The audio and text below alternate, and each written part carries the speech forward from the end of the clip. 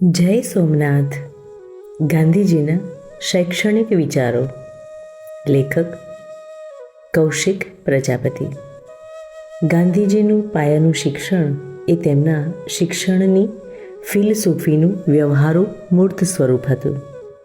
તેમનું પાયાનું શિક્ષણ યુવા શીખનારાઓને નૈતિક રીતે મજબૂત, વ્યક્તિગત રીતે સ્વતંત્ર, સામાજિક રીતે રચનાત્મક, આર્થિક રીતે ઉત્પાદક અને જવાબદાર ભાવિ નાગરિક બનવા માટે તૈયાર કરવાનું પડકારરૂપ કાર્ય લે છે.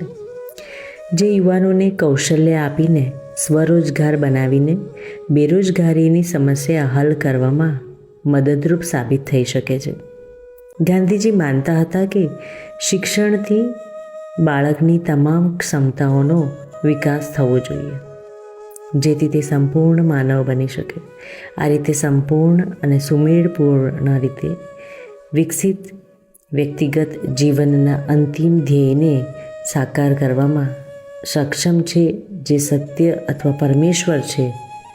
ગાંધીજીએ પોતે સમજાવ્યું કે શિક્ષણ દ્વારા મારો મતલબ એ છે કે બાળક અને માણસના શરીર, મન અને ભાવનામાં શ્રેષ્ઠમાંથી સર્વાંગી ચિત્ર દોરવું.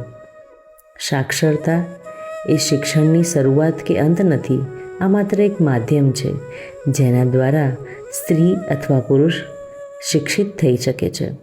આ બાબતો તેમના શિક્ષણના મૂળભૂત સિદ્ધાંતોમાં સામેલ છે. મહાત્મા ગાંધીજીના શૈક્ષણિક વિચારોના કેળવણીના મૂળભૂત સિદ્ધાંતો આ પ્રમાણે છે. 7 થી 14 વર્ષની ઉંમર સુધી દરેક બાળકનું શિક્ષણ મફત, ફરજિયાત અને સાર્વત્રિક હોવું જોઈએ. શિક્ષણનું માધ્યમ માતૃભાષામાં હોવું જોઈએ.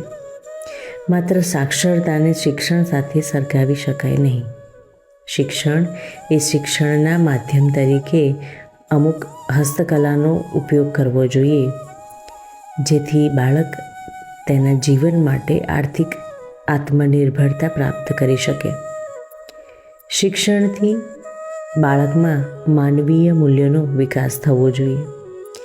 શિક્ષણે ઉપયોગી, જવાબદાર અને ગતિશીલ નાગરિકોનું નિર્માણ કરવું જોઈએ.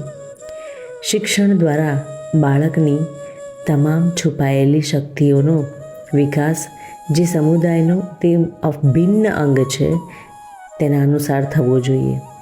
શિક્ષણથી બાળકના શરીર, મન, હૃદય અને આત્માનો સુમેળપૂર્ણ વિકાસ થવો જોઈએ. તમામ શિક્ષણ કેટલાક ઉત્પાદક હસ્તકલા અથવા ઉદ્યોગ દ્વારા આપવામાં આવવું જોઈએ અને તે ઉદ્યોગ સાથે ઉપયોગી સંબંધ સ્થાપિત કરવો જોઈએ કે બાળક વ્યવહારિક કાર્ય દ્વારા લાભદાયી કાર્ય અનુભવ પ્રાપ્ત કરી શકે. શિક્ષણને કેટલાક ઉત્પાદક કાર્ય દ્વારા સ્વસહાયક બનાવવું જોઈએ. શિક્ષણ આર્થિક સ્વતંત્રતા અને આજીવિકા માટે આત્મનિર્ભરતા તરફ દોરી જાય છે. આમ, ગાંધીજીના શૈક્ષણિક વિચારોમાં બાળકના વ્યક્તિત્વનો વિકાસ માત્ર સાક્ષરતા કે વિવિધ વિષયોનું જ્ઞાન કરતાં વધુ મહત્ત્વપૂર્ણ છે.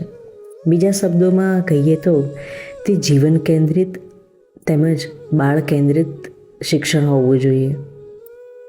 શાળામાં 3 Rના વાંચન, રીડિંગ, લેખન, રાઇટિંગ અને અંકગણિત, એરિથમેટિક શીખવા ઉપરાંત તેમને આ 3 Hના હેન્ડ, હાર્ટ અને હેડના વિકાસ માટે આગ્રહ કર્યો.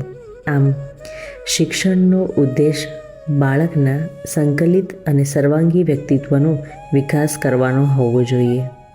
જય સોમનાથ.